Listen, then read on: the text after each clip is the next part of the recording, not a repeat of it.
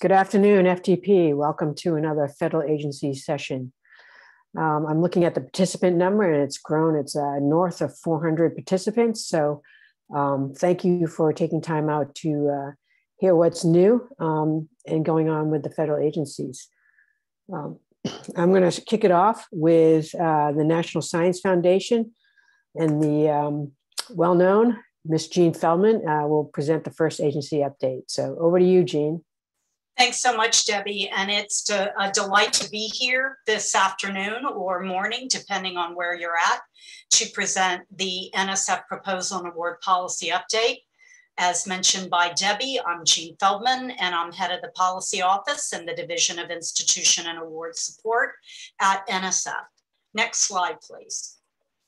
So we have some interesting topics to talk about today. As almost always, something that we cover as part of these sessions is the Proposal and Award Policies and Procedures Guide. I'd like to give you, as part of today's session, a status update on the PAP Guide, as well as some of the proposed changes you are going to be seeing in that document when it is posted in the summer timeframe, July, we believe, with an effective date of October 4th, 2021. And I will walk you through what those proposed changes are. I'm excited to talk about a new enhancement to NSF's Public Access Repository, PAR, that we recently made in May, that I think will be very helpful to the faculty and the audience. I'd like to also just give you a brief update on research.gov, as well as a heads up on NSF's Grants Conference that is coming up. Next slide, please. So as I mentioned, again, we talk about the PAP Guide. The implementation, as you know, and was briefed at the last session, at last FTP agency update, has changed this year. And we believe that this schedule is the typical one we would like to use going forward. So in 21, we posted in December of this past year a draft PAP Guide, as we always do, and had 60 days of public comment. We use then the opportunity in the next time frame to actually go through every single comment that we received and formally address that particular comment. I am pleased to say that we have completed that process.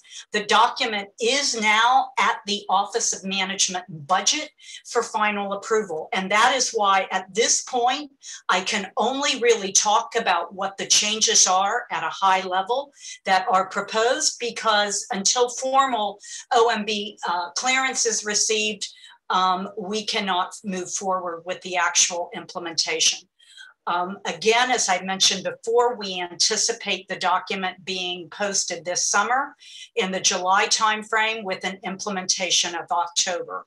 Let me reiterate, however, as I must do, that until the new document goes live in October and effective, the current PAP Guide 20-1 does continue to be in effect. Next slide, please. Well, what are some of those proposed changes that I'd like to talk about? Well, the first is, of course, implementation of 2 CFR 200. Obviously, as you know, OMB posted in the Federal Register in August a revised 2 CFR 200, and then gave agencies until November 12th, 2020 to actually implement the uniform guidance. Well, to meet that mandated OMB timeframe, NSF actually revised all our foundation-wide grant conditions to reflect the new requirements in 2 CFR 200. We at that same time, however, notified that OMB that we have a two-piece process to implementing 2 CFR 200, the award conditions as well as the PAP Guide. And we made it very clear that because of our public comment process, we needed to be able to have some additional time to actually revise the PAP Guide, which we have done in this version. We also have made some important changes with regard to addition of context language for each of the proposal sections. And, that's really important because many of the comments and questions that we've received this year, particularly as it relates to the budget and current and pending support and the biographical sketch, made it clear that folks didn't necessarily understand what each section of the PAP guide was actually used for and is intended to be considered by both reviewers and NSF programs as part of our merit review process. And so we are hoping that this additional language on the context for each section of the proposal will be very important to you. One of the important things that came out of the comment resolution process for the PAP guide, both from an institutional perspective, as well as for comments that we actually received from our Office of the Inspector General, had to do with the biographical sketch. NSF has had a long-standing requirement that each individual that serves as senior personnel must submit a biographical sketch that complies with the requirements in the PAP guide, and that you must now use, with the last PAP guide, an NSF-approved format to submit that biographical sketch. Some of the feedback that we received, again, from both the IG and the community was that 2 pages was just simply not sufficient to address the information that we have requested. So in this PAP guide, we have proposed to expand the biographical sketch from 2 to 3 pages. I can tell you that this is just phase 1 of this process, and we will be making some more additional changes with regard to page length in the next version of the Proposal on Award Policies and Procedures Guide, which we would put out for draft public comment in December of 2021. Obviously, as we've been dealing with all of you over the last many months on current and pending support, we have made some further enhancements or clarifications to our current and pending support section. We do have a session on foreign influence this Wednesday that Rebecca Kaiser and I will be participating in on behalf of NSF. And I will be discussing more of what some of those further clarifications might look like in that particular session. Next slide, please. In addition to those changes, I'm very excited to now announce that we will be adding a new planning proposal as a new proposal type. A planning proposal is a type of proposal that will be used to support initial conceptualization, planning, and collaborative activities that aim to formulate new and sound plans for large-scale projects in emerging research areas for future submission to an NSF program. Like some of our other proposal types, there will be, we believe, limitations based on the money and the amount of time for this particular type of proposal. In the case of a planning proposal, requests will be up to $100,000 and 2 years in duration. And we are currently working with our colleagues in the Division of Information Systems, because we will have to be building out the requirements for those types of proposals so that they will be available in research.gov starting in October. We've also added a new proposal certification requirement. As you all are aware, the last few PAP guides have implemented new changes to NSF's conference proposals, which established NSF's expectation that the conference proposer would have a policy or code of conduct for sexual harassment, other forms of harassment, and sexual assault. We have also added some other requirements about our expectations for those in that section of the proposal. What we have done with this particular PAP guide revision is that we now specify that, and we've moved beyond conferences to specify that a meeting organizer for a travel proposal must also have a written policy or code of conduct that addresses sexual harassment, other forms of harassment, and sexual assault. And the proposer is not required to submit these policies to NSF for review. I must tell you that we received some excellent feedback during the comment process. And I think you will be very pleased to see that we have made some enhancements to the timing of when such a certification requirement, when you would have to have such in place. And so stay tuned for the specific language that you are going to see on the travel proposal certification when the PAP guide actually is posted this summer.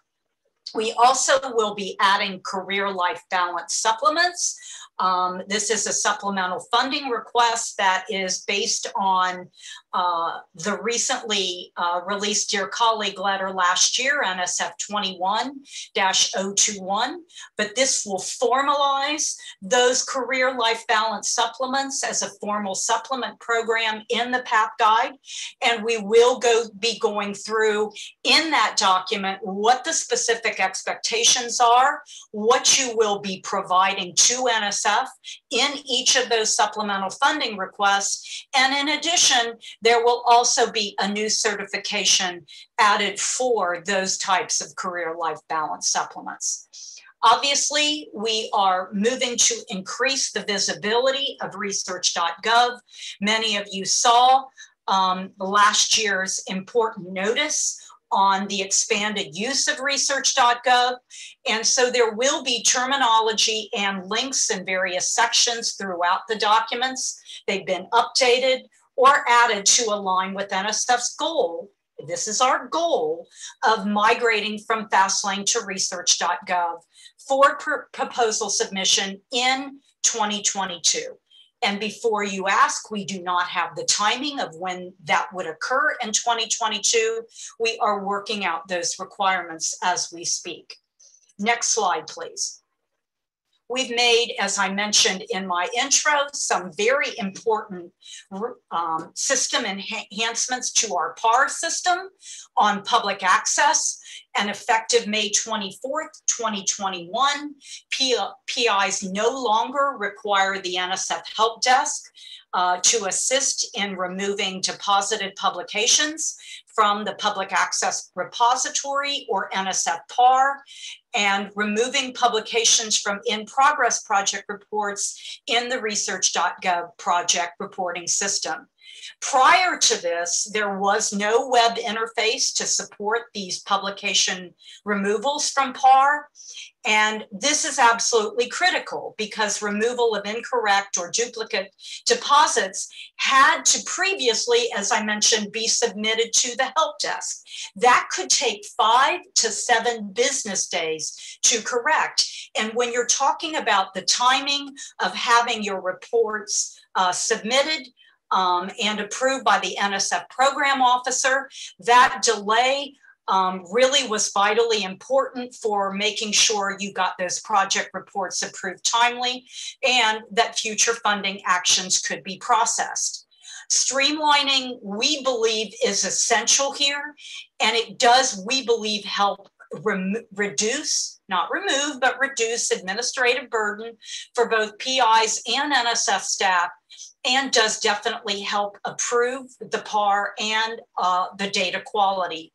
NSF has given the PIs and co-PIs to perform these actions themselves, but there are some parameters about that. At a high level, only the PI or co-PI that initially deposited or associated an NSF award to a publication can do the disassociation from the NSF award from the deposited publications in PAR. And this removes the publication from NSF PAR from the award and the NSF award search. The PI or co-PI can initiate an award disassociation from either NSF PAR or from an in-progress report. There is no required sequence or dependency for the two systems. If a deposited publication is associated with other awards, the NSF PAR would show those NSF awards that are still associated with the deposited publication. And then finally, publications cannot be removed from approved project reports or from submitted project reports pending NSF review and approval. Removing or disassociating a publication in PAR does not automatically remove the publication from an in-progress project report in the PAR system or vice versa. So the PI or co-PI are going to need to take action in both NSF PAR for a deposited publication, and if you have something in progress from actually the NSF project reporting system for those in-progress project reports.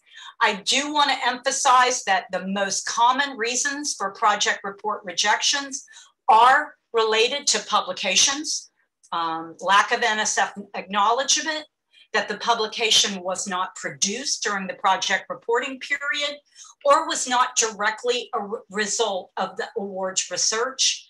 And then finally, PIs with multiple awards enter an incorrect award number for a publication. So there is a great how-to guide with step-by-step instructions and screenshots for both the NSF PAR and in-progress project report publication removal and how that works. And we believe that will greatly facilitate answering the questions that you may have. Next slide, please.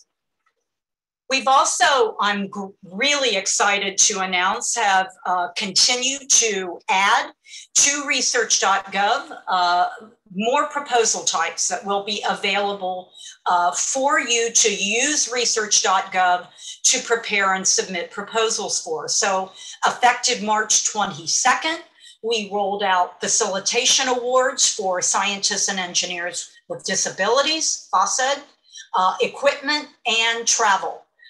This is in addition to research, rapid, eager, raised proposals, and we are working very hard on making sure that more of these proposal types are available to you as soon as possible.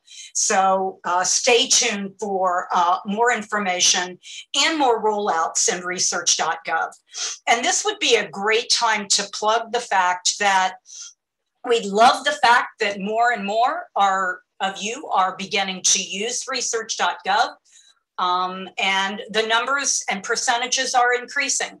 But we would like to see more. So please, this is a great opportunity for you to begin increasing your usage of research.gov before we get to a point in 2022 where we move to all research.gov submission. Next slide, please. We've also released another new functionality in late March, and that was on proposal withdrawal. And since March 22nd, the proposers have been able to withdraw proposals in research.gov without going to the help desk. Again, that greatly facilitates getting things done quickly. And there are detailed FAQs on proposal withdrawal available right on the web page. Next slide, please. I love to be able to show this slide because it is very much the big picture of where we are and what's ahead in RGov. And we continue to add new types of proposals. As I mentioned before, we're working on adding upcoming capabilities, conference awards, ideas labs, and our grant opportunities for academic liaison with industry are currently in the pipeline, as well as more submission types, letters of intent, preliminary proposals, full proposals related to a preliminary proposal, and our accomplishment-based renewals. We're also working very hard to update what the current functionality is for submission of a supplemental funding request that is currently only available in Fastlane, and we want to make that available. We are targeting the implementation for the PAP guide in early October 2021 for release of this. And we've also been working very hard to update additional topic-specific how-to guides and webinars. And then finally, in the last column, you see our future capabilities and things we will be working on as soon as we've completed what's in the middle column.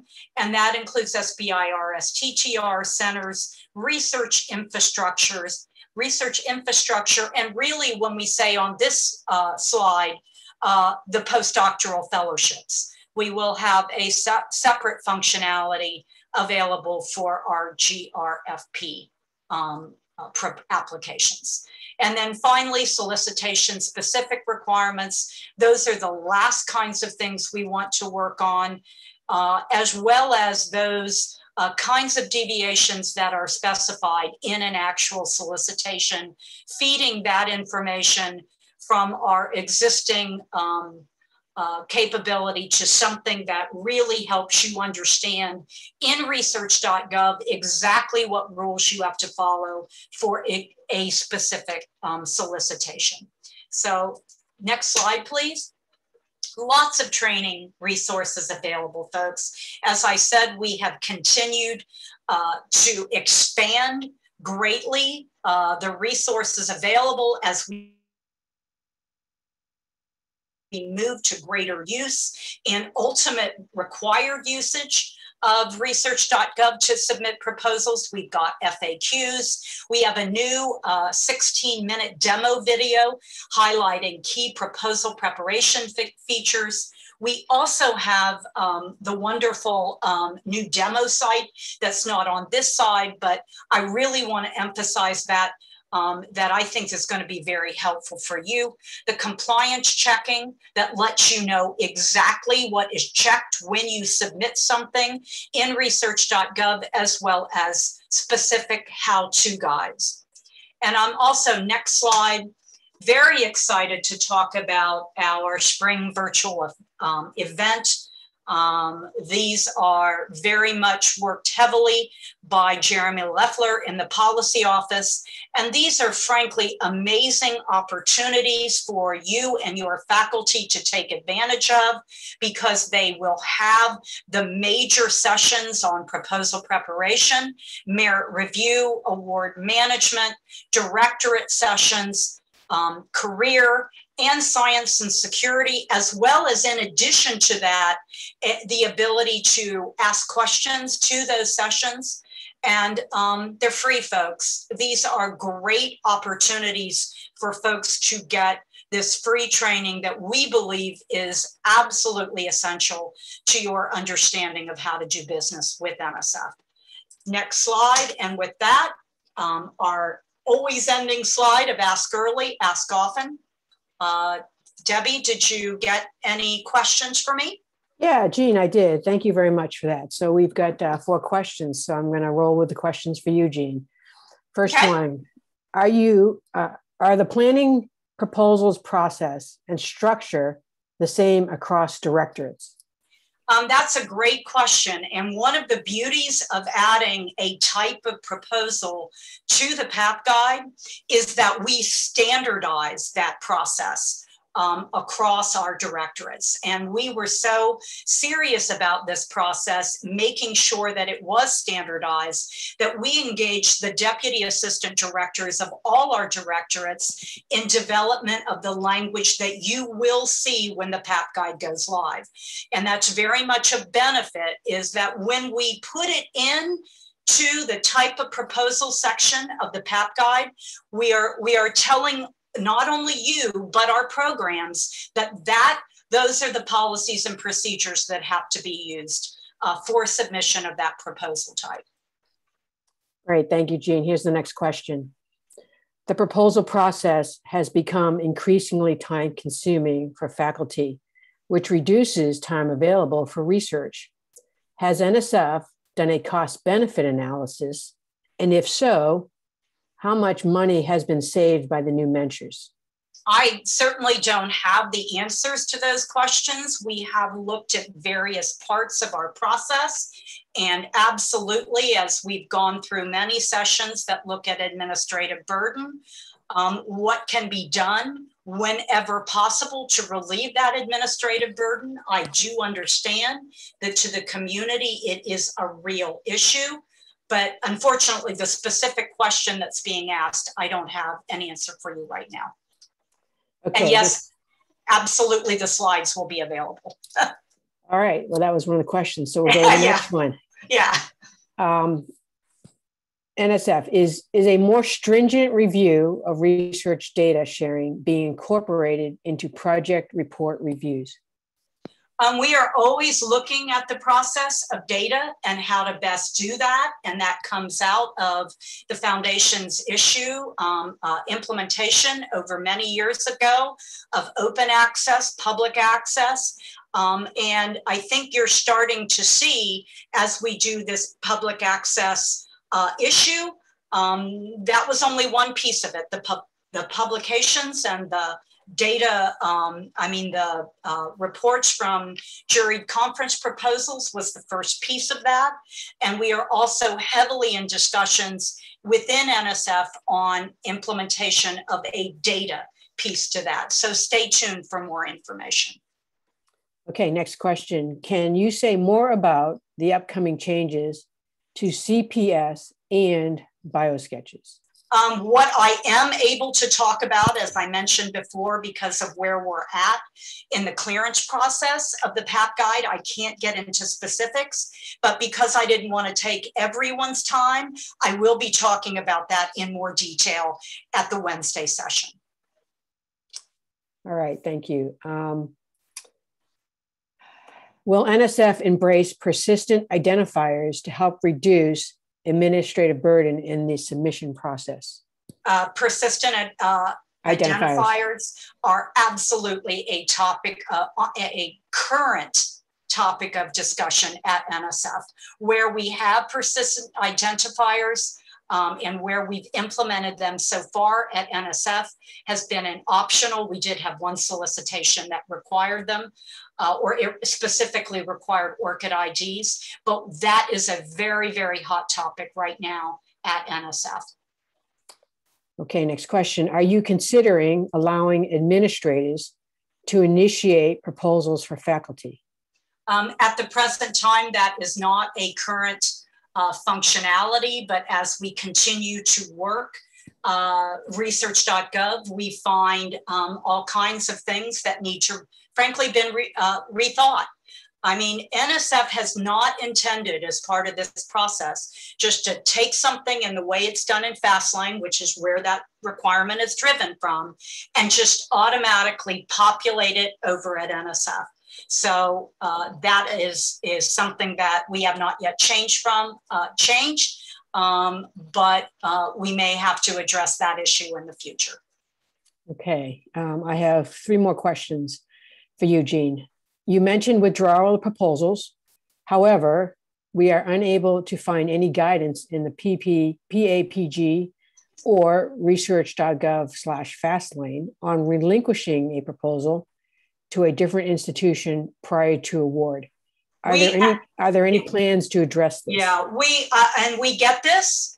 There is a process, and it's a facilitated process that we work with the organization that the PI started with to where they're going to go. And we know that there isn't anything in the PAP guide that addresses this, but rest assured that we do work specifically with both institutions to make that happen. Okay. 2 more questions. And then just for the audience, if there are questions that come in subsequent to Jean's time, we will save those at the end of the federal agency update, and time permitting, we will circle back to Jean. So Jean, could you speak about the requirement of final technical reports being due by a certain time to avoid losing the risk of funding?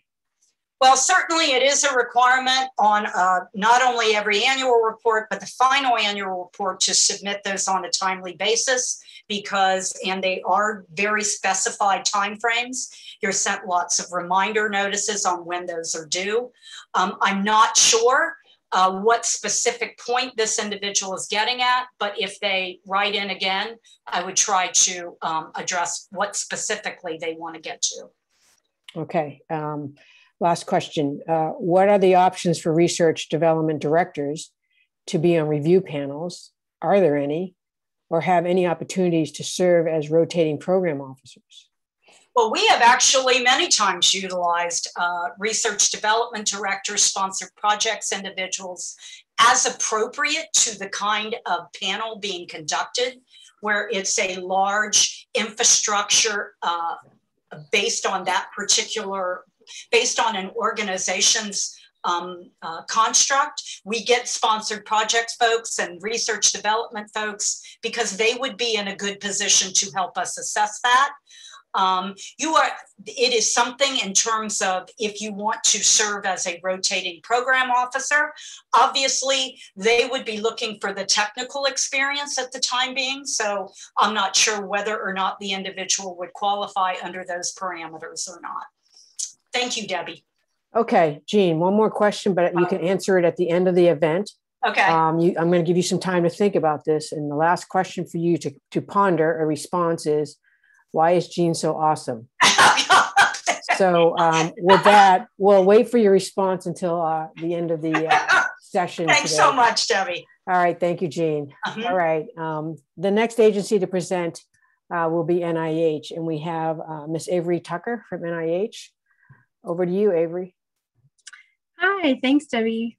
Good afternoon. My name is Avery Tucker. I am a grants policy analyst within NIH's Office of Policy for Extramural Research Administration, or OPRA, and I will be walking you through today's NIH agency update presentation. Next slide, please.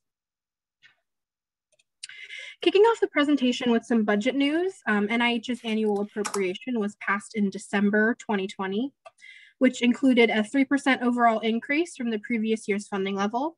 NIH also received additional monies through supplemental appropriations, such as the American Rescue Plan, as part of the COVID-19 public health emergency response.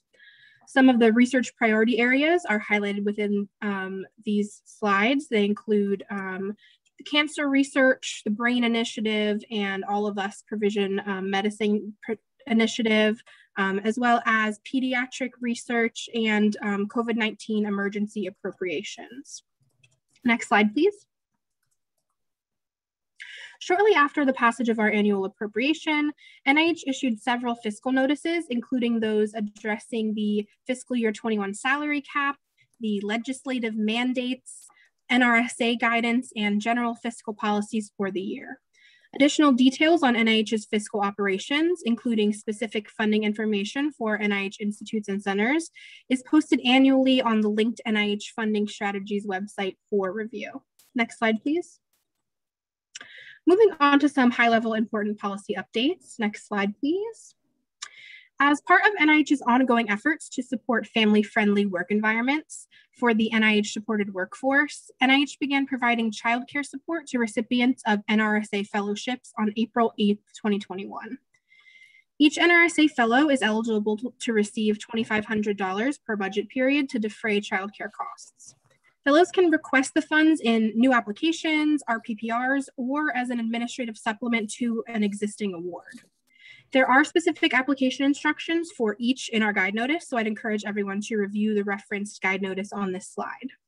NIH does not require applicants and recipients to provide us with supporting documentation for these costs, but recipients will be responsible for determining that the costs are allowable and keeping supporting documentation within their own institutional records.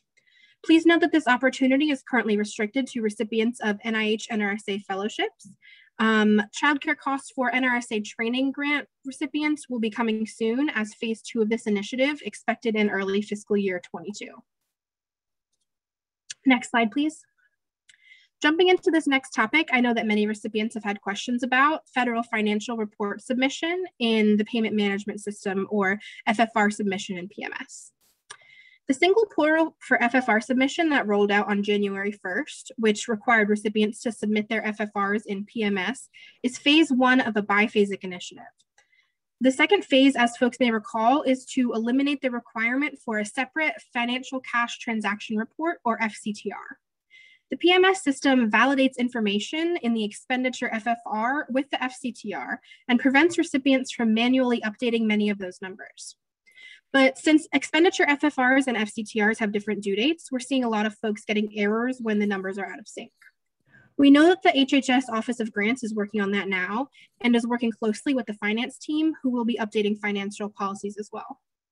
In the short term, NIH sent a memo to PMS requesting that our FFRs be treated as interim annual reports, which don't have all of the validations and editing restrictions of final FFRs.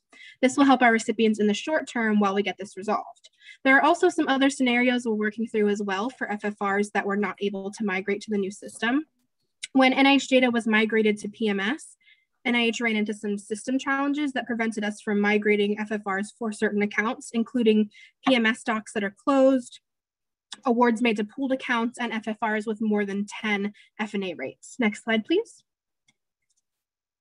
If recipients go into PMS and cannot locate their FFR, we ask that they contact the ERA service desk. You can also contact our Opera Systems Policy Branch for assistance or systems policy questions. Contact information for those groups can be found within this slide. We're continuing to work closely with ERA, PMS, and our NIH Office of Financial Management, which reviews and processes these FFRs to develop solutions for each of these scenarios. Next slide, please. Our next topic is the federal-wide research terms and conditions, which incorporate the recent revisions to 2 CFR 200, as Jean mentioned in her previous presentation. NIH, along with many federal-wide awarding agencies, adopted the RTCs and subsequently the updated Title II regulations on November 12, 2020. NIH implementation of the RTCs is outlined within the NIH Grants Policy Statement, Section 3.1. I want to highlight that there are no significant changes in the requirements or terms and conditions for NIH recipients. Recipients are encouraged to review the updated documents housed on the NSF website linked on this slide. Next slide, please. Opera has a long history of updating the NIH Grants Policy Statement on an annual basis, but it took us a little longer this year than expected to issue our fiscal year 21 update. We started off the year with COVID and also saw an update to 2 CFR 200, which impacted how we made our revisions, but we were able to get it completed and the updated GPS was published in April of this year. NIH implements the Grants Policy Statement updates with the fiscal year, so these changes are effective for all awards issued on or after October 1st, 2021. Some of the significant changes to the GPS are outlined on this slide. To highlight a few, the revised GPS incorporates language about updated BioSketch and other support, updated elements of the Notice of Awards page 1 to align with HHS's NOAA page 1, as well as updated language related to the NIH's diversity statement. Next, you can learn more through the guide notice linked on that slide, as well as a summary document of significant changes published alongside the GPS revision. Additionally, NIH recently issued a guide notice alerting the extramural research community about the requirements to have an ERA Commons ID. The requirement will be expanding in the future. All individuals designated as senior key personnel, as defined by the NIH Grants Policy Statement, will need to have an ERA Commons ID. This requirement is currently targeted for all submissions with due dates on or after January 25th, 2020. This requirement is being implemented by multiple agencies in order to facilitate better data collection and facilitate the identification of potential conflicts of interest in peer review. Further information about this effort and detailed implementation information can be found within the linked guide notice. Next slide, please. Another recent policy change, which came with the updates to 2 CFR 200, relates to the prohibition on expending NIH grant funds for covered telecommunications, equipment, or services. Effective for all agencies as of August 13th, 2020, recipients and subrecipients are prohibited from using government funds to procure or obtain, or to enter into contracts to procure or obtain, equipment, services, or systems that use covered telecommunications, equipment, or services. Recipients may rebudget funds originally allocated for covered telecommunications as appropriate. I want to highlight here that this is a statutory requirement and there will be no waivers for grants for this statutory provision. Next slide, please. Moving on to a subject I know everyone is interested in, commitment transparency. Next slide, please. As I'm sure you all know, last year NIH issued a guide notice clarifying the requirements for submitting other support. Our overall goal in clarifying this policy, which has been around for a long time, is to facilitate transparency and reporting for all research activities, both domestic and foreign, not merely financial. Since then, we've been working hard in federal-wide venues and with other research agencies to update our forms and instructions to align with those efforts. Openness and transparency enable productive collaboration and help ensure appropriate disclosure of potential conflicts of interest and commitment and support for NIH peer review and funding decisions. Next slide, please. I want to reiterate that NIH is maintaining its longstanding policies and procedures for both foreign components and FCOI. Nothing is changing for those two elements.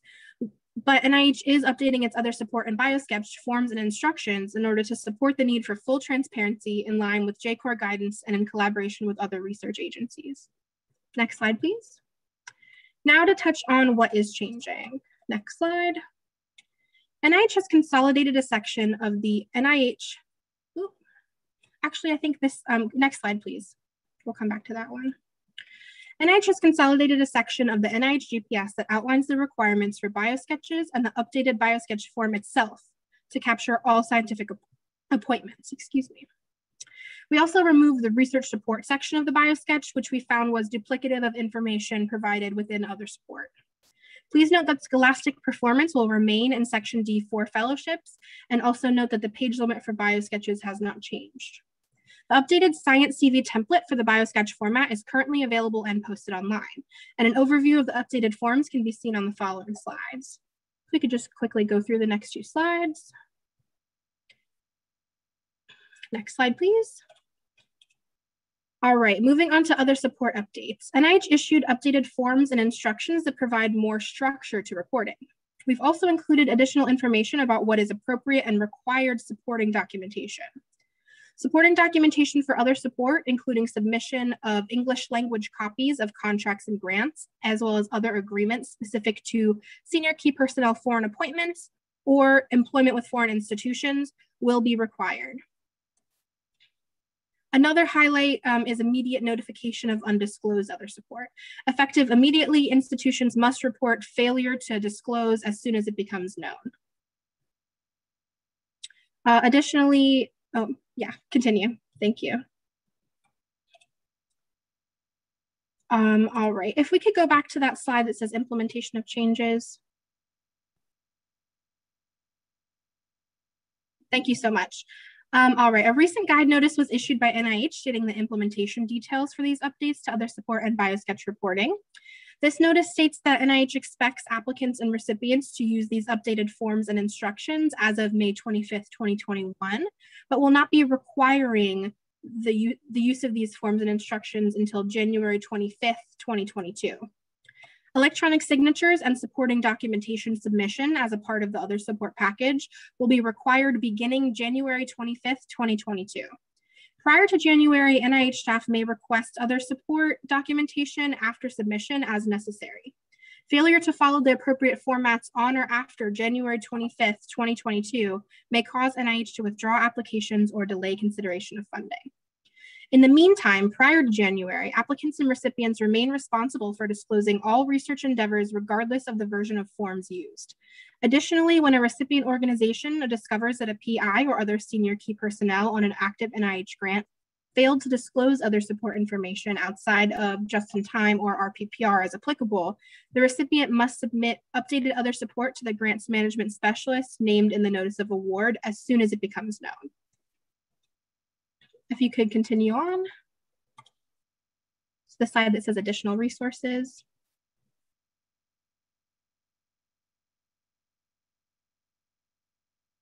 Thank you. NIH has comprehensive resources published related to these updates. We have issued FAQs and continue to update them regularly. We're also recording a detailed walkthrough and training, which will be posted hopefully later in May, so stay tuned for that. Unfortunately, I don't have the time today to discuss this topic in the depth that I know the audience, a lot of our audience would prefer. So I'd also recommend, like Jean mentioned, attending the FDP session later this week, I believe on Wednesday, related to commitment, transparency, and other support, where the director of Opera, Michelle Bowles, will be presenting. Next slide, please. NIH also recently issued a notice that directs all other support and biosketch related questions to a central mailbox, included on this slide and linked in the guide notice. NIH is working diligently to ensure complete and timely responses to all of the inquiries that we've been receiving to date via the existing email inboxes, but your institution may elect to forward any outstanding inquiries to the central mailbox as needed. Next slide, please. Lastly, touching on a quick systems process update. Next slide. ERA is announcing that ERA will phase out the use of Internet Explorer for all ERA modules by July 19th, 2021. As of that date, ERA systems will no longer be available when using the Internet Explorer browser. ERA will provide additional reminders and information as the phase-out date approaches. That concludes my presentation for today. Do we have time for some questions? Hi, Avery. Yes, this is Debbie, and we do have some time for some questions. So let me start with the first one. Will child care stipends of $2,500 be available for T32 trainees in the future? Right, yeah, as I mentioned on that slide, currently it's only for NRSA fellowships, but we are looking to expand that eligibility in early 2022 to NRSA training grants as well. Okay, next question. For the NIH update, can you please elaborate on treating the final reports as interim in PMS so it can be submitted? Does that mean that we can submit the report type as annual and provide comments in the footnote field? That's a good question, Jennifer. Unfortunately, I'm not an expert on the details of this, but I would recommend sending this inquiry to our Opera Systems Policy inbox. That information was included within this slide deck. Hopefully you'll have access to that. Thank you. Okay, next question. Do you have a timeline for changes to PMS that will remove the edits that are causing barriers to submission of the SF 425? Like I mentioned in the slides, NIH has requested that PMS begin initiating that. I'm not confident as to a specific timeline. Yeah, sorry, I'm not sure that I have an answer to that question as well, but that's another thing that can be submitted into our systems policy. Okay. Oh, actually, sorry. One of my colleagues just let me know that PMS actually is already converting final FFRs to annual, so that should be currently happening. Okay, next question. Does NIH envision moving away from the SF 425 requirement and utilizing the amounts reported on the letter of credit draw in PMS, similar to the NSF process? That is a good question. I'm not aware of this myself, but that is a phase 2 implementation under discussion at HHS right now. Okay. Next question is, are foreign contracts and grants only required if key person has a foreign appointment or employment, or is it required even if they only receive a grant or a contract from a foreign sponsor? That's a good question, Kurt. So all of the requirements are spelled out within the guide notice itself, and it is for both foreign appointments and foreign grants and contracts from a foreign institution. Okay. Next question. When reporting other support, does that mean everything? For example, working on an internal project or one funded with a gift, etc.? That's a good question.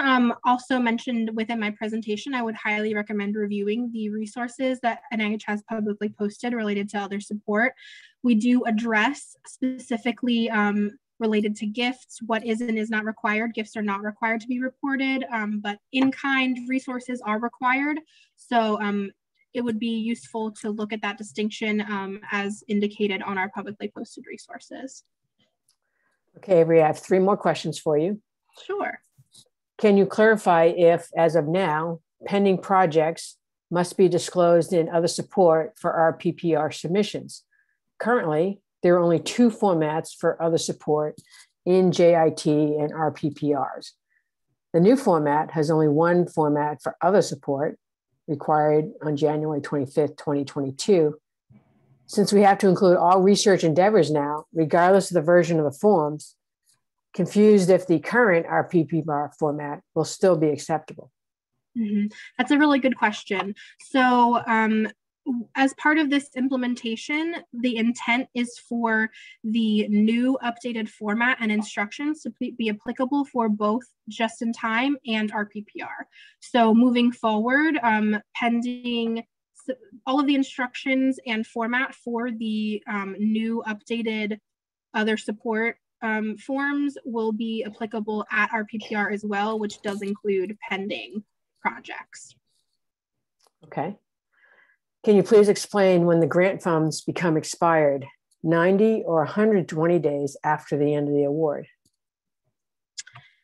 Thanks for your question. So in terms of the grant funds being expired, I think that's a separate issue than when FFRs need to be submitted after the closeout process initiates. It is currently 120 days after the project period end date, which is a separate issue than actual fund expiration.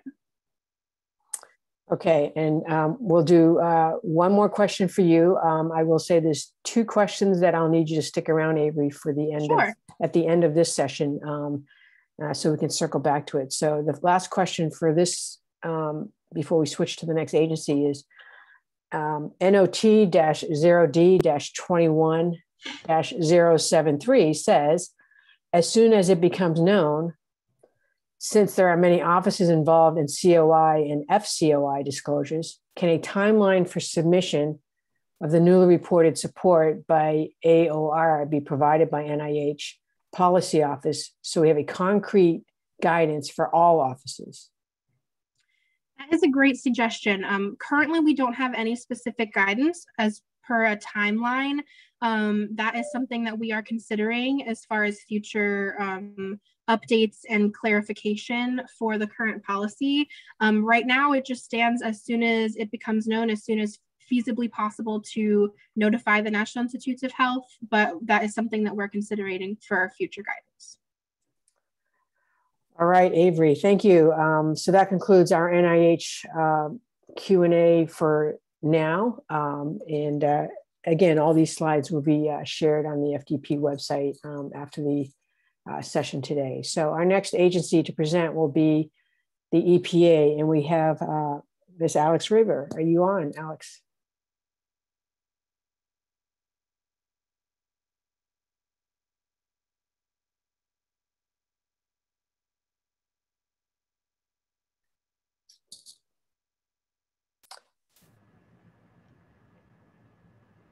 So I'm hoping I heard you right, Debbie, that it's me that's next. Yes, I can hear you. Okay, great. I've been having spotty issues the entire time. And the last time I did this, I got frozen with a really great weird face. So my apologies if that happens again. But my name is Alexandra Raver, and I work in the Office of Grants and Debarment at EPA. And I have just a few EPA updates for you today. Next slide, please. So there's 3 things that I wanted to make sure that you're aware of is our open research opportunities. And then we have a status update of EPA's implementation of some government-wide DUNS to UEI transition. And then finally, I always got to put in that useful plug for our EPA grants listserv. Next slide, please. Next slide, please.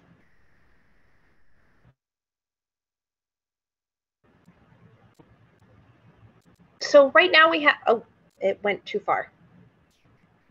There we go. So we have one current opening that closes next week, June 2nd. It's the measurement monitoring methods for air toxics and emerging contaminants of the concern in the atmosphere. And again, all of our EPA research opportunities available online, and this is a hyperlink to it whenever you get a chance to look at the slides. Next. So there's a couple of things that are on our page as well. Notice of intent of coming soon. So there's a bunch of areas in research, water quality benefits, source-based transport, and effects of legacy nutrients across the landscape, development of innovative approaches to access the toxicity of mixtures with known or unknown compositions, climate crisis, environmental justice, and vulnerable life stages, life cycle analysis,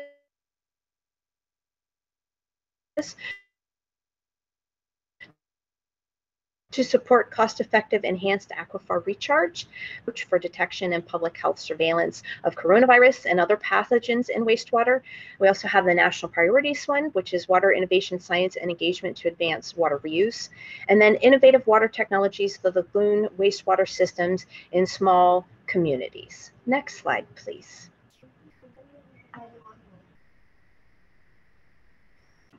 So we wanted to make sure that you're aware of the status of EPA's implementation of a government-wide the DUNS UEI transition.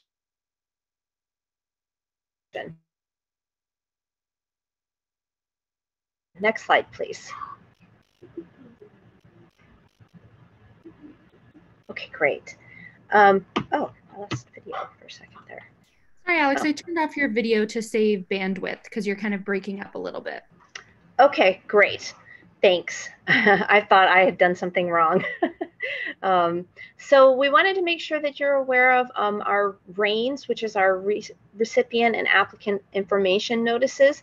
We issued one back in April to let the community know that, again, most of you are aware of this, that beginning in April 2022, the DUNS number will no longer be used as the UEI, and only the SAM.gov created UEI will be accepted. Until that time, the DUNS number does remain the official identifier for doing business with the United States government, and entities will continue to register in SAM.gov using their DUNS number. To support the transition, starting last week, May 17th, grants.gov is going to deploy forms that are compatible with the new UEI number. Next slide, please. But for EPA, until further notice, all of our EPA funding opportunities, both competitive and non-competitive, will continue to use the DUNS compatible grant application packages, and no change will be implemented at this time. Applicants will continue to use their DUNS number when completing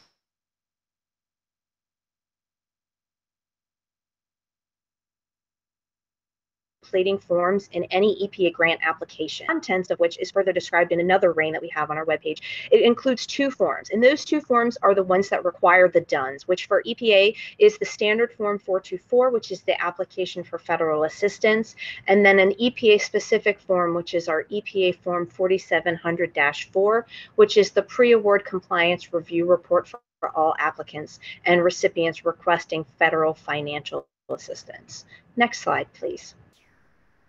Next slide, please. So again, I always want to plug in our EPA Grants listserv. This is a tool that we use in the Office of Grants and Environment to send out any periodic updates about any new guidance or information that's posted on our website, new trainings or webinars that are available to potential applicants and recipients, any changes in the grants management requirements arena, and any other pertinent information that's general to EPA's grants information. And there's a slide there on the slide is the URL if you are interested in that update. I will say that what I just shared with you on that one RAIN, the UEI to the DUNS to UEI transition, is something that we did share to our listserv. So if you are already signed up for our listserv, you would have already known that information. So again, useless plug. Hopefully you find it interesting and will subscribe so that you get all of the information that EPA is sharing with our applicants and recipients. Next slide, please. That's what it looks like if you go to our epa.gov/grants homepage. It's item number 4. We show that very proudly to make sure that anybody that's navigating to our pages or stumbling on our pages, if you're interested in our grants listserv, you can easily click on our homepage, and it's the slideshow there will navigate to it. Again, you can use the direct link that was on the previous slide. Next slide, please. That's my information. If you have any questions directly for me, if I don't have the answer, I will always try and find the person that can answer that question and get back to you. Again, I'm Alex Draver. I'm the policy team leader and grants policy specialist at EPA's Office of Grants and Environment. And I think that's it for me, unless there are questions. Hi, Alex. Yes, this is Debbie. I have one question for you. Certainly. And it goes like this. When will the UEI numbers be issued? So based on my knowledge from what's available on GSA's website, so GSA manages the transition because it's a integrated award environment platform. They are the managers of that. And based on the publicly available information, which I think is like GSA.unique entity identifier, something simple like that, takes you to a page. I believe they will be starting later this year of issuing them, but I'd have to look, and I would point you to GSA. EP is not the managing partner on that particular issue. All right, thanks, Alex. If you can stick around, that'd be great in case there's questions at the end of this session. So absolutely. Thanks, everybody. Thank you. All right, the next agency to present will be NASA, and we have two presenters, Kenitra Cobbs and Mary Sledek. So I think I'm going to hand it over to Kenitra. Hello, good afternoon. I am Kenitra Cobbs, a Senior Policy Analyst with the Grants Policy and Compliance Branch within the NASA Office of the Chief Financial Officer. Speaking with me today is Mary Sledek, a NASA Research Program Manager with the Science Mission Directorate. Please move to the next slide. So the GPC branch updates, please move to the next slide. Okay. So in February of this year, our branch released the 2021 edition of the NASA Proposals Guidebook. Our guidebook outlined policies and procedures award applicants must adhere to when submitting responses to NASA's Notice of Funding Opportunity. So some high-level updates are just the inclusion of the new section, special restrictions for non-US organizations under the submission requirements, and restrictions in the new sections for facilities and equipment. Also, we revised the guide to highlight that proposers have two options in the submission process, the step 1 approach and the step 2 approach. Also, we re-released the guide on May 6, 2021 as the May 2021 edition of the NASA Proposals Guidebook.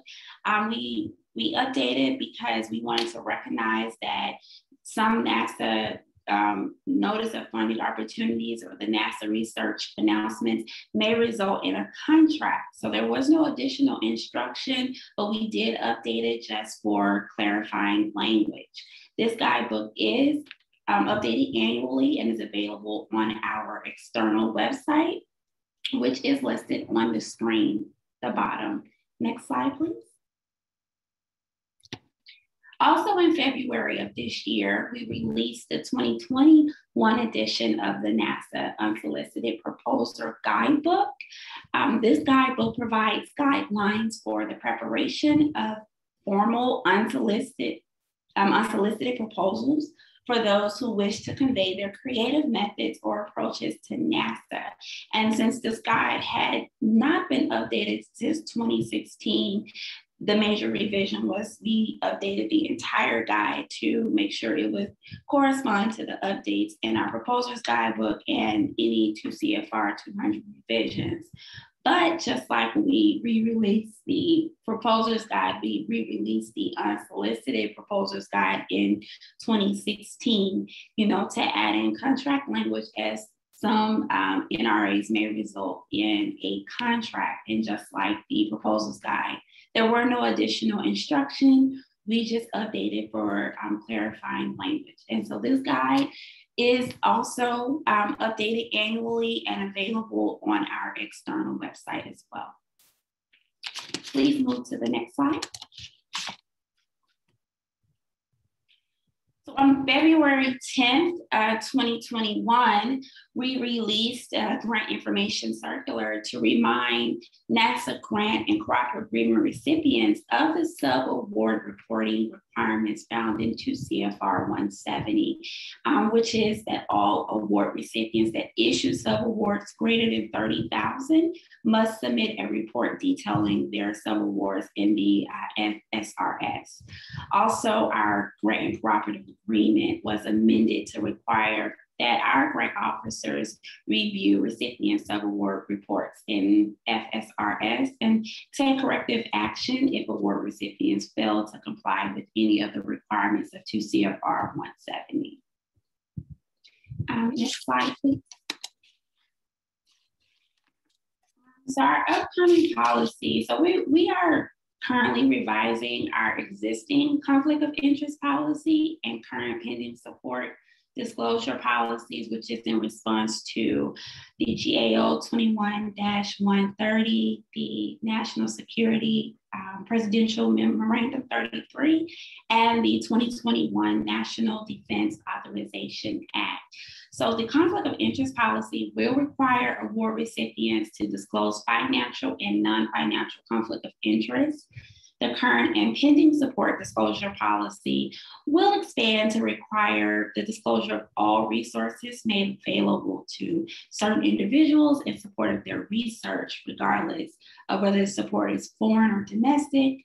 The resources made available through the entity applying for a research and development award or directly to the individual, or the resource has monetary value. Currently, the draft policy is under review with the NASA Office of Science and Technology Policy. So we do expect to post the draft policy to the Federal Register for public comment this summer. Next slide, please. So NASA recently launched a newly redesigned grants policy and compliance branch external website.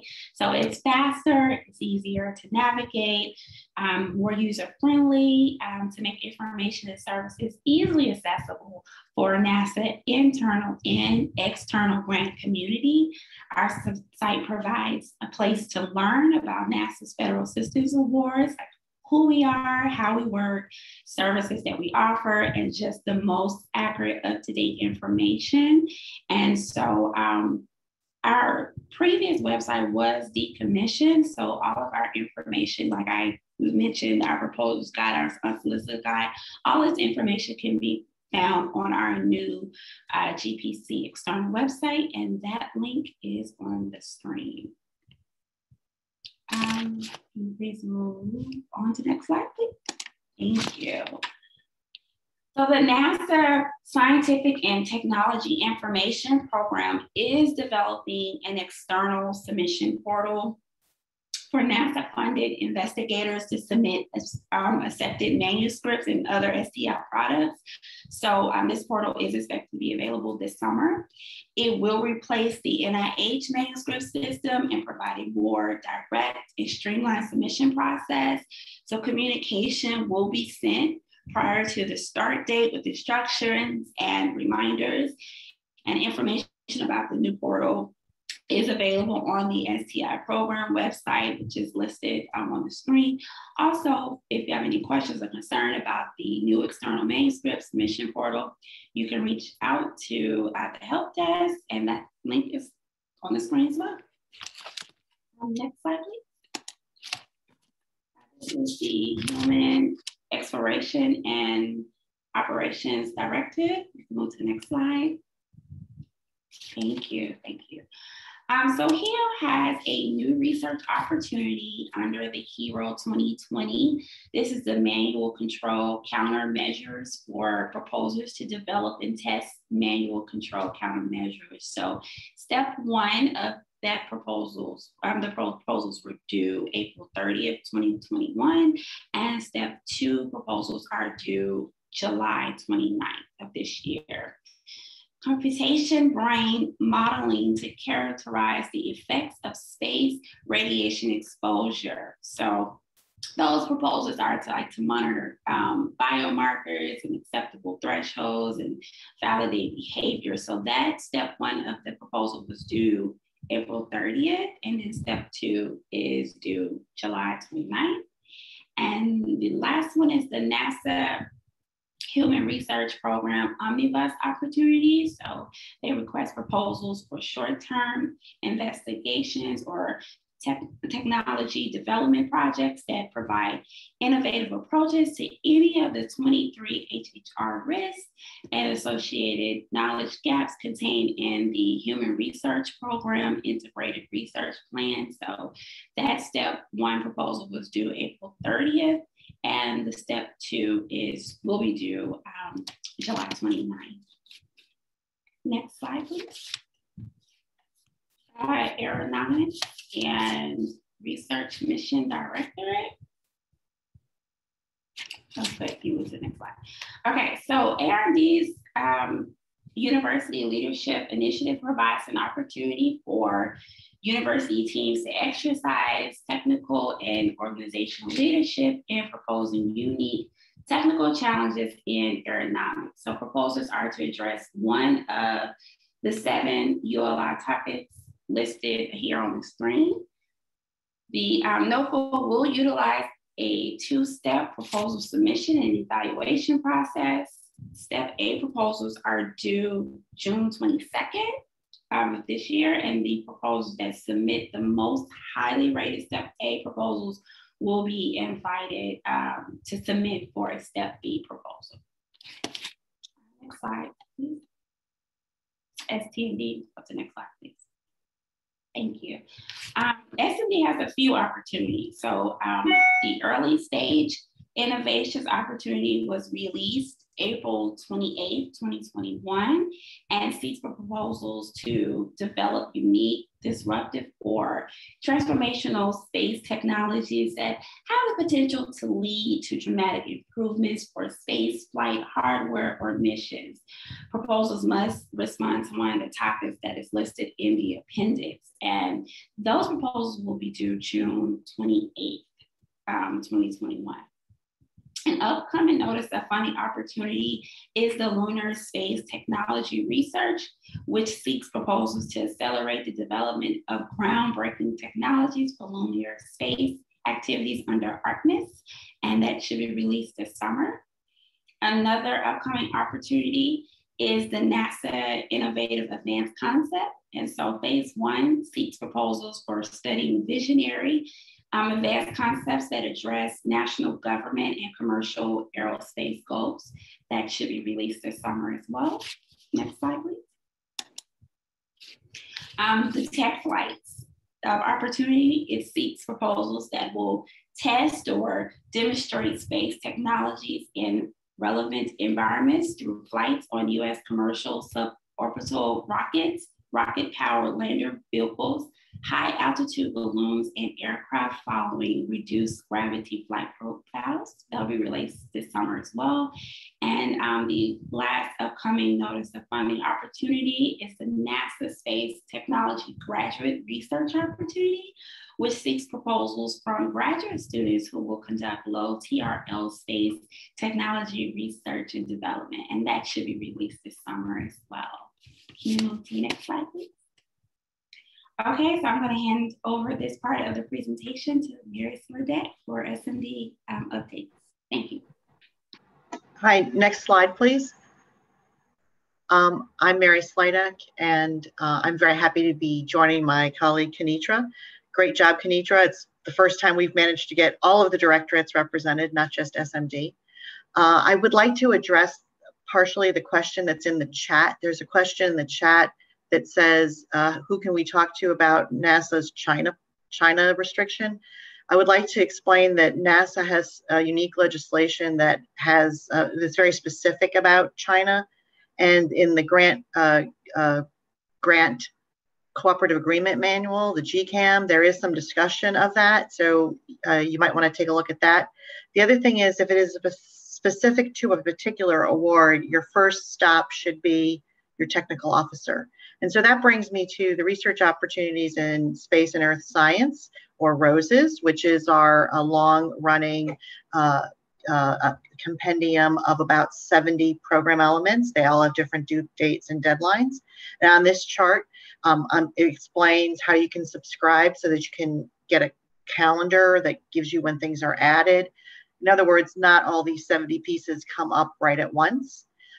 The owner of this whole enterprise is Dr. Max Bernstein, and his there is a sarah@nasa.gov, which is also a great place to send China questions if they're general nature.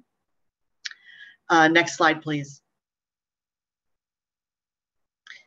We have in the Science Mission Directorate, most of our work is actually not grants. A lot of them are partnership agreements or other transaction authority and large flight contracts. And so, or flight missions. And so on this chart, we are letting you know that the Geospace Dynamics Constellation program element to be released as part of the third standalone Mission of Opportunity Notice, SAMON, is expected later this year. However, we have it out in draft and comments are most welcome. You can visit that on the NASA Science Office of Mission Assessments page for the Geospace Dynamics Constellation. Additionally, this is brand new. Proposals are due, or responses are due July 7th. Technically, they're not proposals because there's no money involved here. And it is to support the Astrobiology Science Conference. SMD is seeking to partner with one or more private or nonprofit educational or scientific or research organizations on a non-reimbursable, that is no exchange of funds basis. Again, we call it the Space Act at NASA, but other agencies call it Other Transaction Authority, or OTA. Next slide, please. On this slide, I'm sharing with you some news from the Biological and Physical Sciences Division, which joined us about a year ago. It'll be a year in July. They're transitioning from the Human Exploration and Operations Mission Directorate that Kenitra was just chatting about. They have two opportunities that are at no cost. One is a workshop, and this that'll take place on August 18th through 19th, and this is for researchers. And there's information on how to register. You need to register by the 13th, so this is an opportunity for faculty members. And another opportunity for beginning faculty or postdoctoral fellows is the Spaceflight Technology Application and Research Virtual Space Biology Training course. It is taking applications. They are due very soon. They're due the May 28th. And the link to that, how to get that, is there. I hope that sorry that the last minute notice, but it's been out. If you subscribe to anything on Inspires, this is a great opportunity. Finally, last time I was here in May, sorry, not in May, in January, I had announced that we were expecting that the next New Frontiers announcement of opportunity, again, a large flight mission contract, would be released. However, this is actually not going to be released this year. There is now a 2-year delay in when we expect to release the announcement in draft. So proposals will not be due as soon as we had hoped. Next slide, please. Finally, there are some new pages of updates and interest at science.nasa.gov.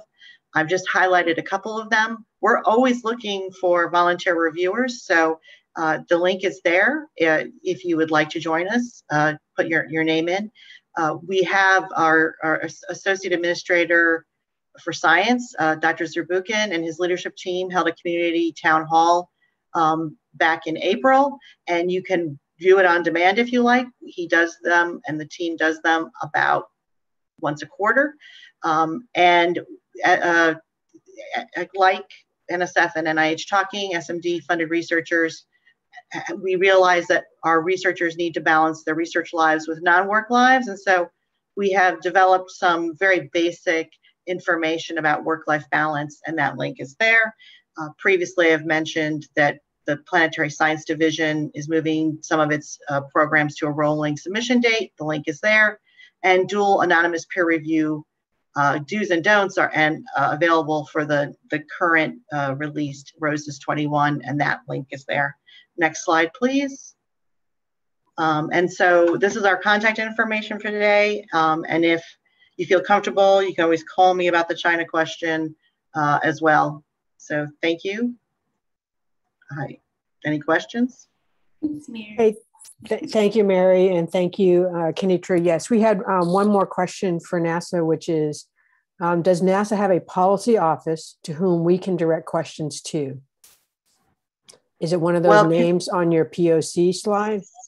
So if you mean policy by grants, policy, and compliance, yes, that's Kenitra, and the branch chief is Antonise Crank. That's on this slide that's being shown now.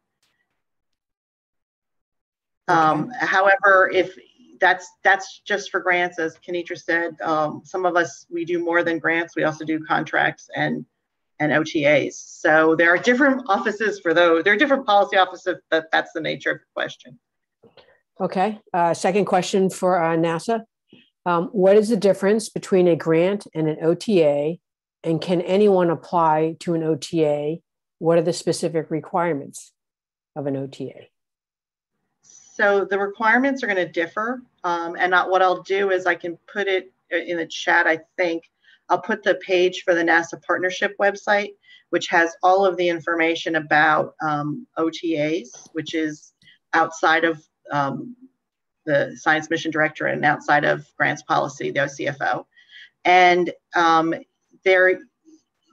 when you say anyone, it's usually institutional because there is checking in SAM to make sure that nobody's been debarred or anything. So there are international OTAs, in other words, non-US institutions. And the grants are, of course, governed by 2 CFR 200. So that is a big difference, right? So you can say grants and cooperative agreements, NASA follows 2 CFR 200. And for the OTAs or Space Act agreements, we follow what's in our enabling legislation and any other legislation that Congress may have passed for us. All right, and if you want to follow up, if you want to follow up, just write to me. I'll get you in touch with who you need to be in touch with. Okay. All right. Thank you, Mary. Thank you, Kenitra. If there's more questions and you can stick around to the end, that'd be greatly appreciated. So I'll be here. All right. Thank you. All right. Next up is Office Now Research, and I will be presenting that. All right. Good afternoon, everybody. Next slide, please. So I just have 3 areas I want to address. We have a new payment office for O&R grants, and that has to basically do with submitting vouchers. There is a new DoD closeout term and condition, and then we have one personnel update. So next slide, please. All right, so the Navy is changing some of its financial processes, and the one that affects our community would be for O&R grants. And that's changing the pay office. And so that we refer to that as a DODAC number. And this is in lieu of the DFAS MOCAS payment office identification code. This information is reflected in grants that were awarded in February 15th, 2021 or subsequent to that date. For awards issued prior to that February 15th date, then there's no changes. The payment office will remain the same, so continue to submit your vouchers as you have traditionally done. We are still, even with the new payment office, we still require grant vouchers to be submitted through the DoD voucher vendor portal, which is referred to as Wide Area Workflow. The only thing you really have to pay attention to if you have one of these grants with the new payment DODAC will to be enter that new code.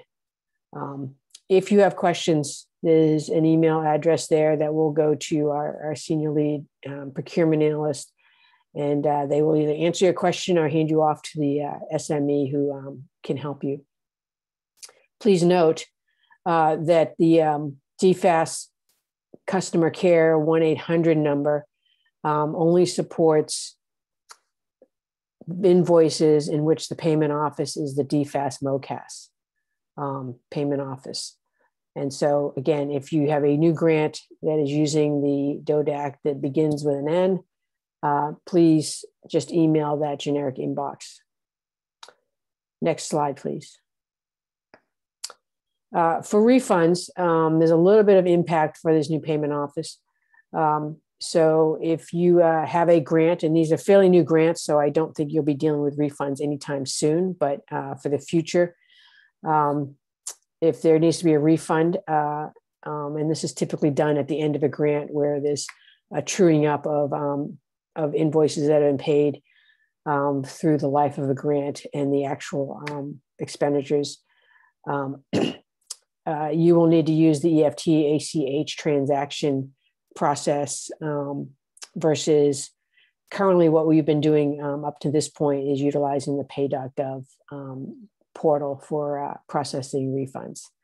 Again, if you have more questions about that, please just send an email to that email inbox on the previous page. And again, awards that are still using the MoCast pay offices will continue to use pay.gov for refunds, which will be most of your awards that you have in your inventory today. Again, refunds typically happen at closeout when we're truing up on expenditures and invoices that have been paid. Next slide. All right, in January of 2021, DoD updated their grant terms and conditions. A full set of the updated DoD grant terms and conditions can be accessed on the DoD, on the ONR grant website. I have included the full text of this particular closeout term and condition in the backup slides, so I won't go over that specifically. But basically what we are implementing here is a unilateral closeout process. The goal here is to close out awards no later than 1 year after the award ends. We recognize that for some of our grants, there are lower tier performers that do not have final indirect cost rates established or approved by a cognizant federal agency. And so in those cases, we will consider final financial reports we based on the best information available if negotiated rates do not exist. So for example, if you have a lower tier subcontractor, and they have given you a proposal to which they have submitted to the cognizant federal agency in order to settle negotiated rates, then the expectation and the recommendation would be you use those proposed numbers and disclose that when you submit as the prime final financial information to Office of Naval Research. A second area of impact will be untimely financial reports, final financial reports. Again, if we run into extensively long delays that put us way beyond 1 year after the award, grant officers may consider closing out the grant using the latest interim financial report or payment request, which that will be an evaluated risk on the university's side of the house as well as the federal government's. But so we wanted to make you aware of that. And then finally, there is language in this new term and condition that failure to submit timely and accurate reports may require ONR to report a material failure to comply with terms and conditions as required and reflected in OMB's designated FAPPG reporting system. And next slide. Finally, we have a new regional director in our Boston office, Eric Garfield, who's a long-term senior contract and grant officer in that Boston office. Last December, Michael Kelly retired from the Office of Naval Research after, I think, 40 plus years of government service. Most of that was with the Office of Naval Research. So we miss his corporate knowledge, but Eric is a very capable contracting officer and a grant officer up there in Boston. So we're pleased to announce that he is the new regional director in Boston. And with that, Lily, any questions for me? Doesn't look like there's anything in the queue. Oh, no, we have one. Would you kindly place the ONR invoice email address in the chat? And that's it. Okay, you're really challenging my technical capabilities here. I will try to figure that out. Maybe Lillian can help me, but it is in the slide deck that will be available. Yep, and yeah, as a reminder, all of the slides will be posted on the website later this evening. Okay, Great. Thank you, Lily. All right, with that, I'm going to introduce the next agency, which will be Department of Homeland Security. It's great to have you join us in the Federal Agency Update with the Federal Demonstration Partnership. And Ms. Heidi Custer will be presenting. Are you on, Heidi? I am. I'm not sure if my video is working, but can everyone hear me? We can hear you loud and clear. Okay, great, thank you. So I am Heidi Custer. I'm a senior policy analyst with the Division of Financial Assistance Policy and Oversight, which we call FAPPO. Next slide, please. So I just put this together. We had this in our January meeting as well. So I'm going to skip over this as well, and you can read that if you have more questions for us. Next slide, please. These are our current initiatives. We are very actively involved with the FACE, which is the Financial Assistance Committee for eGov, and the QSMO, which was recently stood up as the Quality Service Management Office. As a headquarters office, we coordinate with all the DHS components to manage their Data Act reporting, implement DHS grant measures, reviewing our notices of funding opportunities. We do some oversight reviews and so on. Next slide, please. So we did have a question about this. So I was like raising my hand in the background saying, I'm going to talk about this. But for the last few years, we've been talking a lot about the DUNS transition to the unique entity identifier.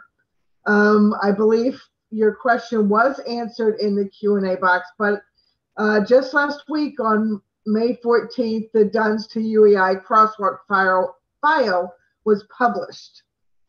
And so that file took all the DUNS numbers that were ever entered into the FPDS, the Federal Procurement Data System, with the date on or before May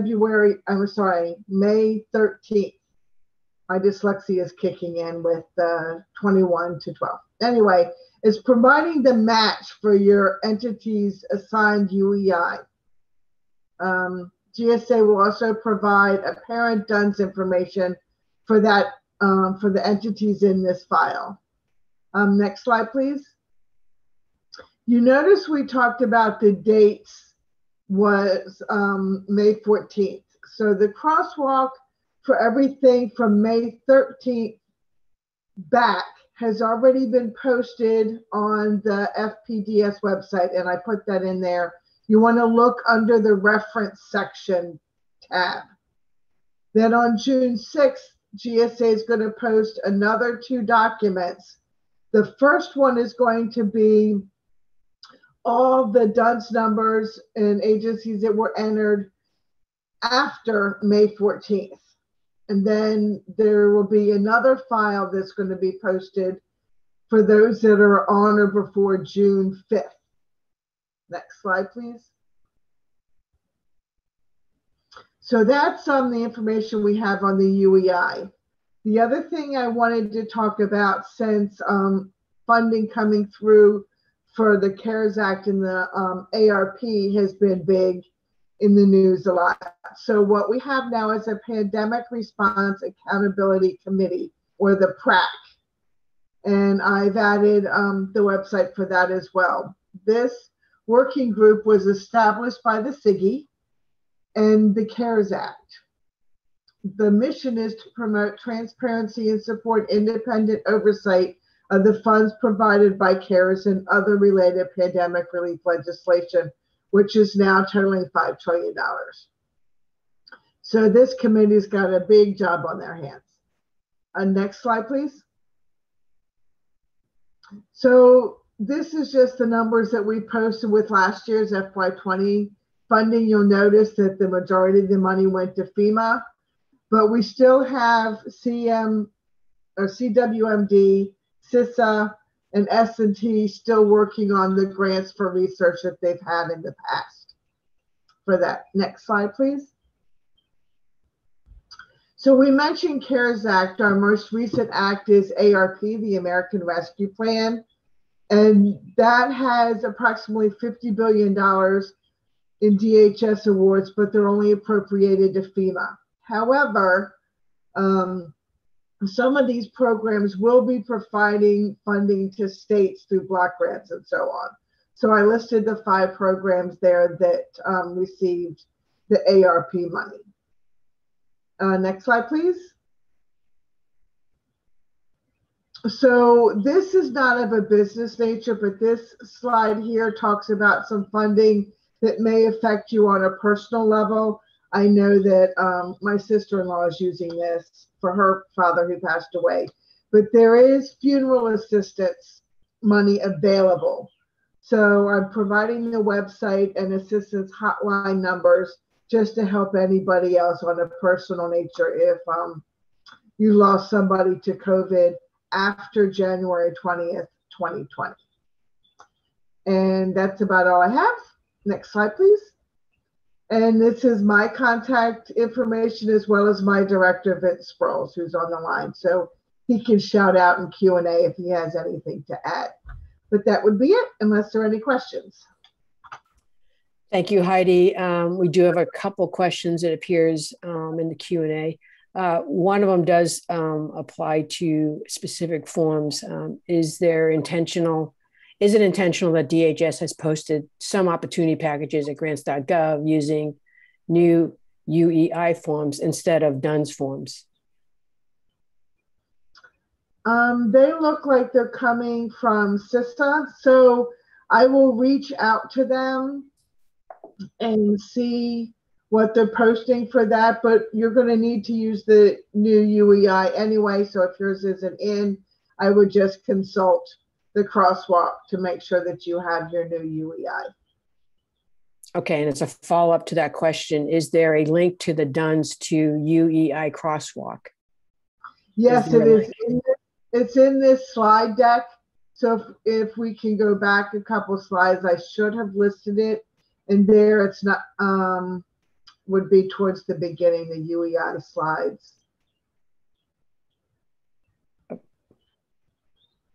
Oops.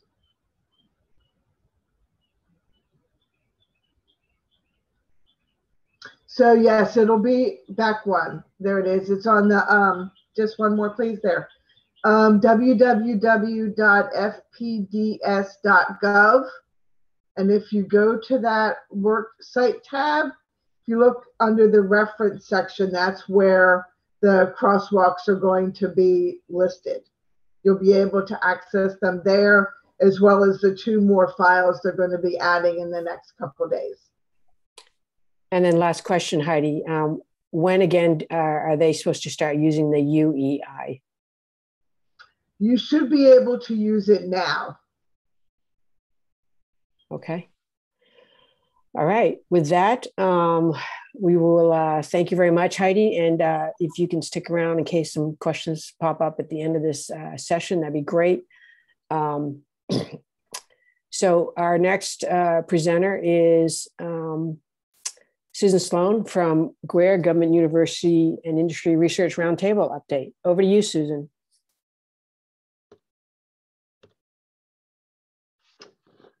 Hello there, everybody. Thank you very much, Debbie, and good to hear from all the other agency updates. So as you heard, my name is Susan Sloan. I direct the Government University Industry Research Roundtable, or GWER.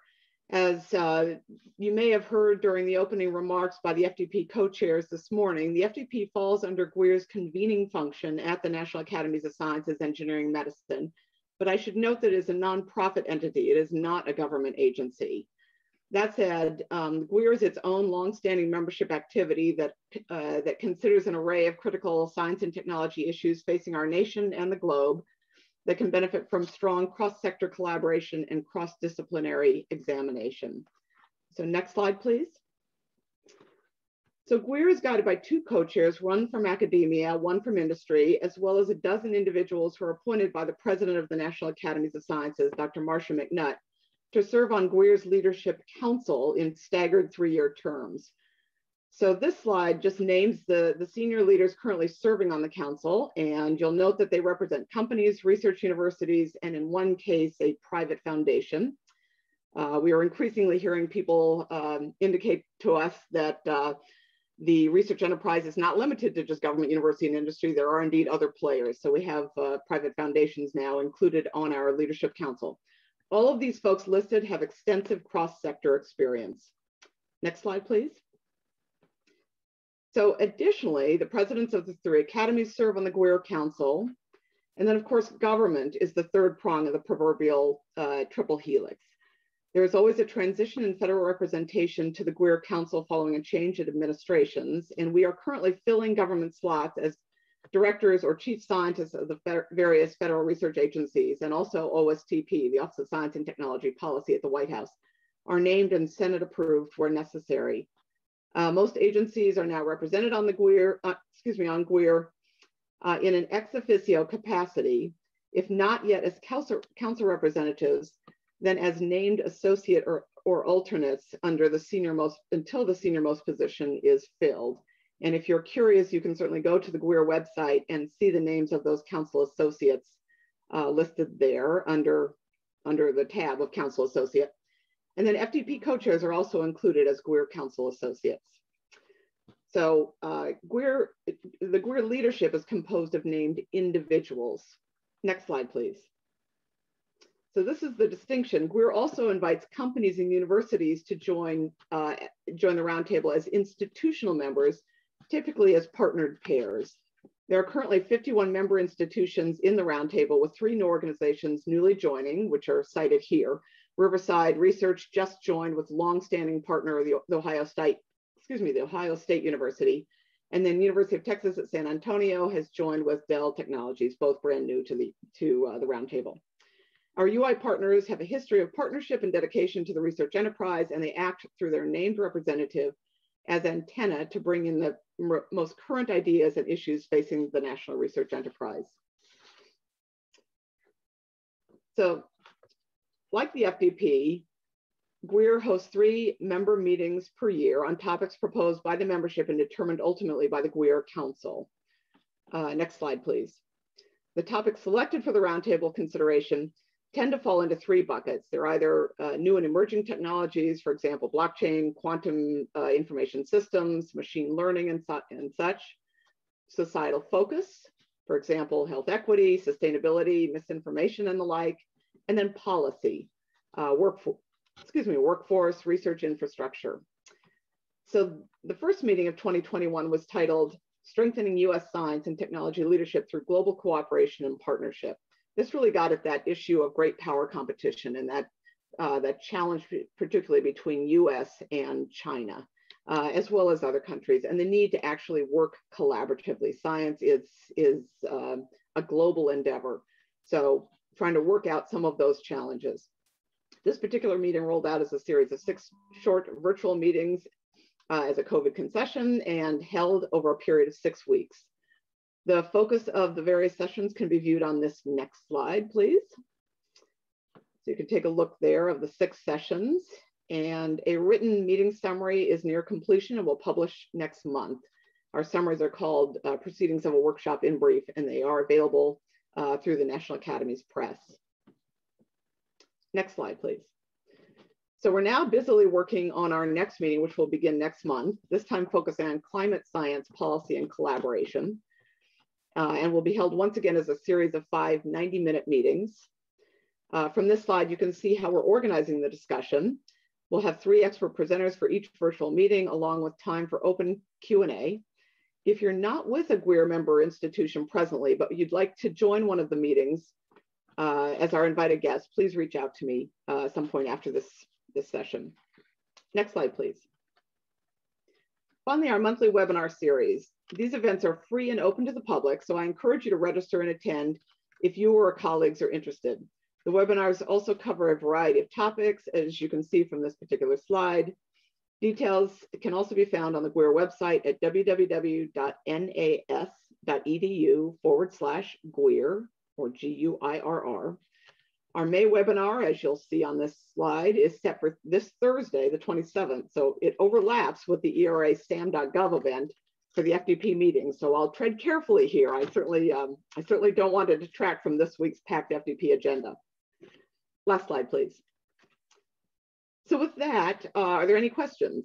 I do hope that you'll note in the under the line for GWIR staff that Lillian Andrews, who is very prominent on our production team for this particular meeting, also supports GWIR. And we will certainly miss her as she heads off to law school later this summer, but grateful for her many contributions and very excited for her future endeavors. So with that, I'll close. If you have any questions, please include them in the chat and I'll be happy to respond. Thank you, Susan. We do have one question for you, and this is the question: are HBCUs and MSIs represented on the GWIR Council? On the GWIR Council, currently no, and that's a very good question, and it has been raised previously that we should engage, but previously, no. Okay. Thank you for the question. All right, thank you. All right, for our last presentation, we have Calvin Scott from the Air Force. Calvin, are you online? Yes.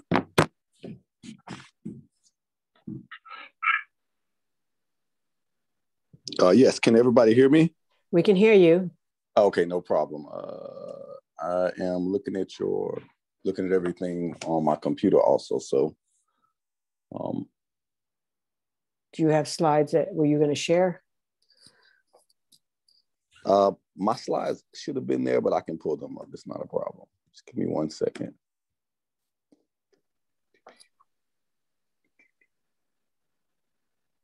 Calvin, sorry, that's my fault. In all the confusion, I never got a copy of your slides to include in the deck. Sorry about that. No problem. It's, my computer, it may be moving fast today, so. No problem. Thank you so much for joining us. Okay, yeah, I have my slides up and I'll go ahead and share my screen.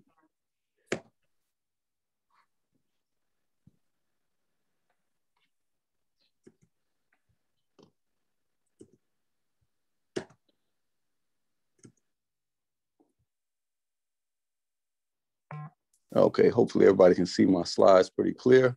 Yes, you're good to go, Calvin. All right, so I'll shoot back to the top and it's gonna be pretty brief.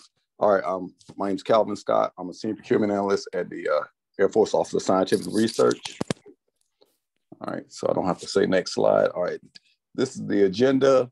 I'll kind of breeze through about us, our granting process, the research areas, improving competitiveness, and our current opportunities. This is a breakout of our technical directorates. As you see, we have some stateside technical directorates as well as some overseas in Santiago, Chile, London, Tokyo, and we have, I believe we're bringing on a site in Australia. That's TBD. All right, and this is a breakdown of what research or what the requirements that or how they're broke out based on our technical directorates. As you see in the top left, you'll see AFOSR, and it kind of has the research portfolios that we have within our organization. And we are the basic research arm of the Air Force. So the majority of our fund, I think we have like right at 500 million, and it's not over 90% of it goes directly to towards research grants. All right, and this is kind of an illustration. We find the research form, we fund it, and the ultimate goal is to forward it in the form of a SIBR or STIR to get it to, of course, to move it from the basic research to applied research to advanced research. All right, and this is our granting process, and it goes from, the proposal being submitted through grants.gov, and then coming over in our system through a script that we run. The program officers will generally send those out for peer reviews depending on the requirements. And once they have their peer reviews and they do their own review, then the package is, if it's selected for funding, it's forwarded to supervisor for approval. They'll approve it. Then it goes to FM for funding. And then it comes to contracting. We review everything to make sure it's compliant, make sure there are no unallowable costs, and that everything checks out. And then we award the grant, and we are administering our grant. So any PI changes, NCEs, or major budget revisions, then we kind of coordinate with the universities via the PI and or the business office. And of course, at the end, once everything is done, we received all the reports and the required documents, we close the files out. All right, and this is a breakout of our current research areas. I am actually going to be posting the next BAA, which I believe I just got it back from legal review, so that should be posted, I want to say by Wednesday. And again, this is a breakout of our portfolios. I don't see hypersonics on here, but hypersonics falls in one of these. So we'll have a new BAA out, and so be on the lookout on grants.gov for that. All right, and to improve competitiveness with the Air Force, we would encourage you to engage with the program officers early and often. If you have, for some strange reason, there's like a disconnect as far as like the email, or you feel like you're not getting a timely response, then there's a email on the first slide, and it's a AFOSR BAA email. I manage that email. If you've tried to reach out to the program officers at least twice, and it's been like, I'd say over at least a week or so, and they haven't responded to you, shoot me an email, and I have a special way of getting them to respond to you. I'll just leave it at that. But also, we have several opportunities, and I'll get to some of those on this next page. Sorry about that. All right, so this is a breakout of our funding opportunities. We have the YIP funding opportunity, the Center of Excellence. We work with ONR and ARO in regards to the MIRI, and I believe like the DURIP program. Oh, and this is, to me, this is the most important slide, and this is something that I thought that I should add just to kind of illustrate what opportunities we have that are currently open, and to kind of give you the status as far as, some of them I went and I actually put when the opportunities are going to close, so that, if you guys weren't aware, you could go ahead and, I guess, save a screenshot of this, or I guess these are going to be made available, so you can use this slide to go and verify if there's any research that your institutions might be interested in. And again, reach out to those program officers or the program coordinators. Everybody's is super helpful, and we're excited to see what research you guys are doing. And I believe that is the last slide. Do we have any questions? I can't see the All right, Calvin, we don't have any questions at this time. Probably what you need to do is stop sharing your screen, and then turn it back over to the FTP. So we have 5 minutes left. So I'm gonna go back and circle to a couple questions that we did not get to. The first one is for NSF at Gene Feldman at NSF.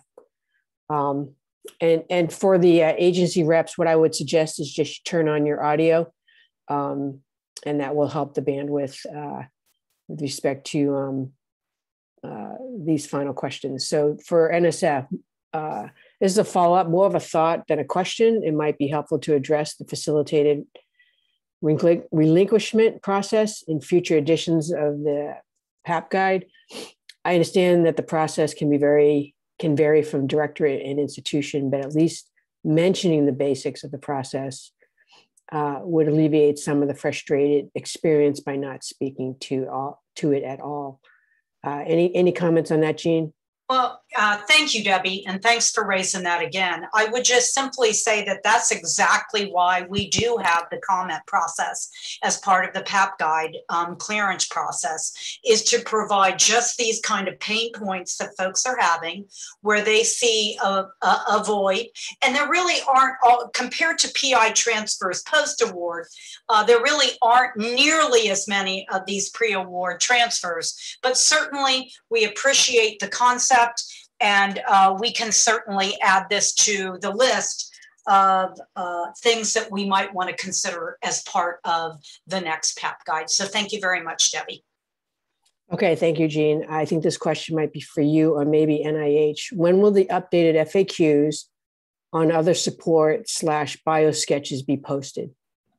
Well, that would be for Avery because we don't use other support. The term other support. Avery? Yeah, we're looking to post a new round of other support FAQ updates in the next week or so. Okay, thank you. Okay, I think this might be NSF, concerning electronic signatures from PIs for other support, or maybe this is NIH. I think that one's for us. Okay, we were told. It's actually all of us, and that it's a new requirement in the NSPM 33. So that's why a lot of people are concerned about it. About flattening the PDF. So the question is, we were told we need to flatten the PDF. Oh, no, that's makes the electronic signature mute. We heard that the institution would be required to keep the unflattened version. In effect, we must now keep 2 versions of that form. Please explain. And this has to do with electronic signatures from PIs for other support. Right. So other support submissions at just in time and the RPPR for NIH must be submitted as a flattened PDF after all signatures are obtained. Recipients and applicants may use electronic signature software of their choice in line with their institutional policies, but they also must maintain supporting documentation to reasonably authenticate that the appropriate individual did sign the submission and make it available upon request. And I want to note that a typed name is not an electronic signature and is not acceptable. I hope that answers the question. All right, thank you, Avery. This next question, I'm not sure it's directed, but if you relate to the question, please go ahead and answer it. In terms of in-kind support, is there a de minimis threshold below which reporting is not required? This one was also, I think, during the NIH presentation, and I had jotted that down to address it, but this is a good question. There's not any current NIH guidance on this, but I'll take that back as a suggestion when we continue to develop the other support guidance. Okay, another question for NIH. Have they notified anyone of the awards for the OTA-21-15A and B? If not, do they have an estimated time since they were supposed to be announced sometime in May? Right, so I don't have on-hand information about specific announcements and their individual timelines, but there should be NIH staff contact information included within the OT announcement that you can direct specific questions about review and award timelines to. All right, thank you. And then Jean, looks like one more question for NSF. Any update on giving a relinquishing institution notification of when NSF has approved an award transfer? Well, that's kind of random. We can, the person who's doing that, if you could send me an email, jfeldman@nsf.gov, I can make sure that we take a look at it and see make sure you get a response to your question. All right. All right, folks. Well, thank you very much. That wraps up the Q&A for the federal agency update. And as we mentioned, all of the agency slides will be made available either close of business today or no later than tomorrow from the FTP.